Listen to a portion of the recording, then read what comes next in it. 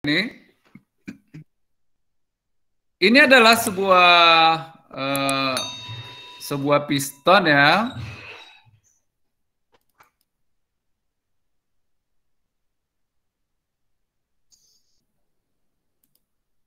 Ini sebuah piston, terus didorong, diberi gaya ini, diberi gaya kepada luas penampang A. Maka terjadi tekanan kan di sini? Terjadi tekanan. Tekanannya apa? Halo? Apa tadi rumus tekanan?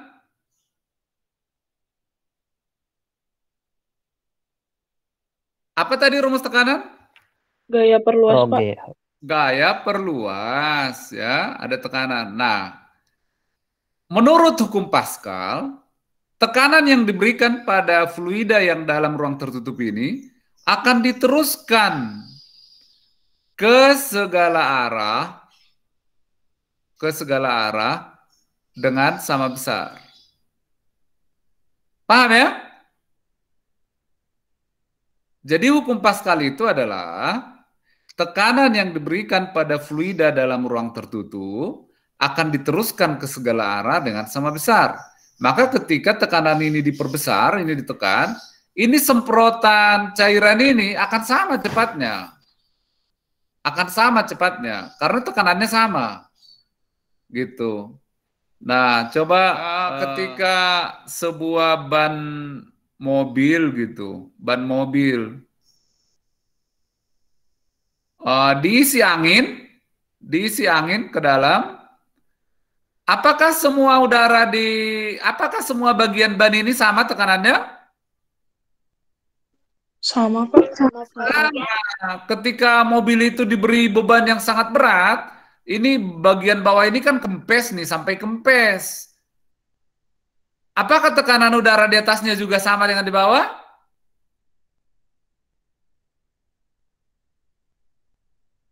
Sama nggak? Sama, Pak.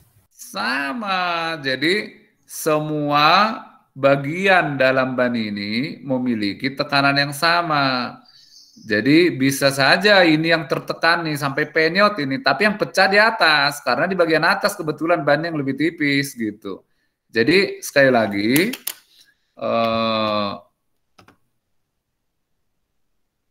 apa tadi bunyinya hukum Pascal? Tekanan yang diberikan dalam ruang tertutup akan diteruskan segala arah dengan sama besar. Sekali lagi, hukum Pascal adalah tekanan yang diberikan pada fluida di ruang tertutup akan diteruskan ke segala arah dengan sama besar.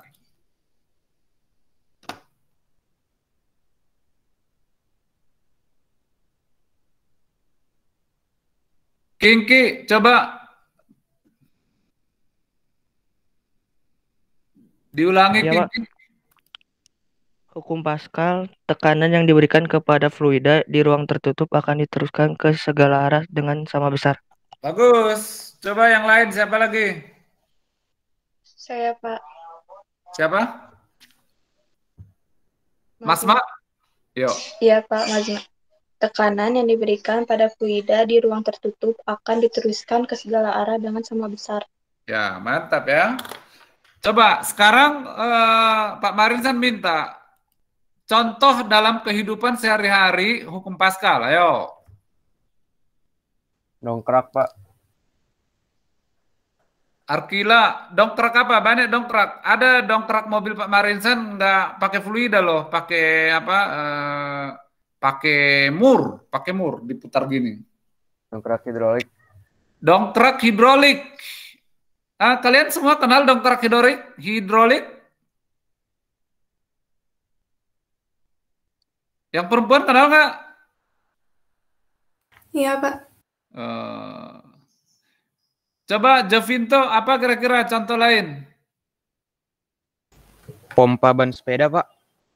Pompa ban sepeda, ya kan pompanya ditekan, didorong udaranya. Nah, tekanannya sama, diteruskan ke ban sepeda ya. Jarum suntik, Pak. Jarum suntik, ya, itu contoh dari hukum Pascal. Coba lihat contoh yang ini ya, yang hampir tiap hari kita alami. Jadi misalnya ini rem mobil nih, rem mobil.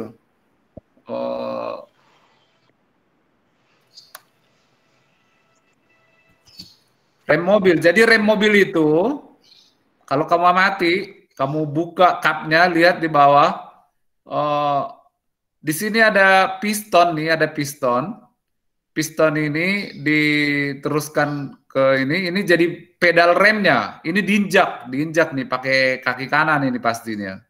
Nah, di sini ada oli remnya. Ini diteruskan ke semua roda. Misalkanlah kita ambil roda belakangnya nih yang agak jauh.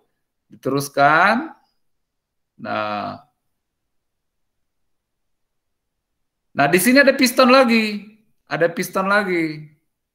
Nah, piston ini mendorong bukan pedal, maaf. Kanvas rem. Gitu. Set gitu. Nah, samalah di bagian sana juga begitu. Kalau ada banyak roda, ini dihubungkan ke semua ke roda-rodanya. Nah, ketika ini ditekan dengan gaya F, ini luas penampangnya lebih besar ini, maka muncullah tekanan di sini. Tekanan. Ya. Tekanan ini diteruskan ke sini sama besarnya. Itu hukum Pascal. Maka tekanan ini akan mendorong piston ini sehingga kampas rem ini kedorong akhirnya menggesek roda dan terjadilah rem. Nah, coba bayangkan kalau ini tidak diisi oleh rem, hanya diisi udara. Apa yang terjadi, Akil?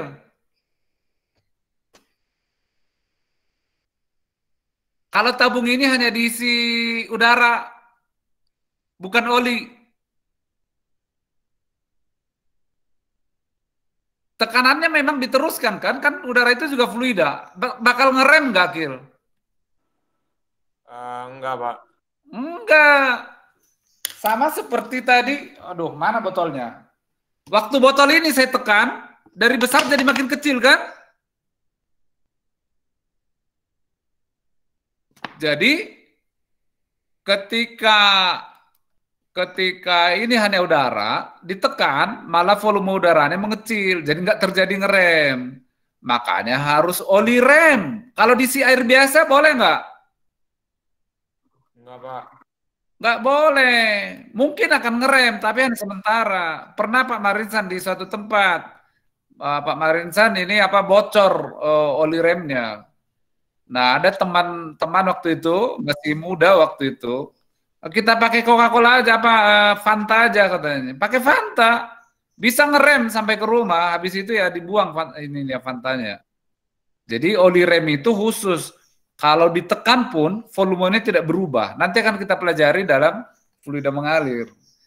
Nah, oli rem itu juga kualitasnya berbeda-beda.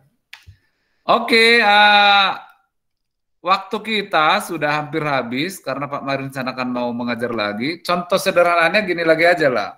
Ini dongkrak ya, ini dongkrak sederhananya aja.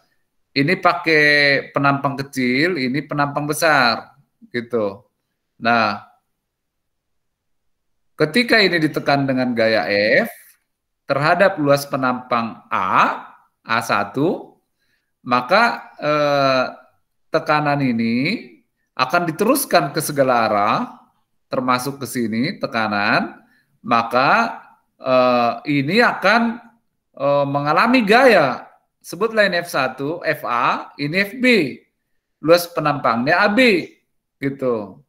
Jadi tekanan satu, ini 2, tekanan 1 pasti sama dengan tekanan 2, itu kata Pascal. Tekanan di titik 1 ini adalah FA per luas penampang A. Sedangkan tekanan di titik 2 ini adalah FB per luas penampang B. Jadi berapa gaya yang dihasilkan adalah kali silang AB per AA kali FA gitu. Ini rumus hidrolik. Jadi supaya menghasilkan gaya dongkrak yang lebih besar FB ini, maka dibuatlah apa? Perbandingan apa ini? Luas penampang, Pak. Luas penampang B harus dibuat lebih besar dari luas penampang A, sehingga gaya B akan dihasilkan yang lebih besar. Makanya untuk dongkrak truk itu perbandingannya bisa dibuat 1:1000. Jadi ketika kita membuat gaya 1 dihasilkan 1000, maka dengan tangan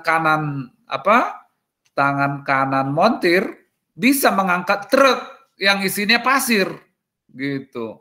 Tapi ketika dongkrak kiri ini bergeser 10 cm, ini mobilnya hanya terangkat beberapa mili atau hanya 1 mili gitu ya. Nah, saya kira cukup dulu pembahasan kita di sini.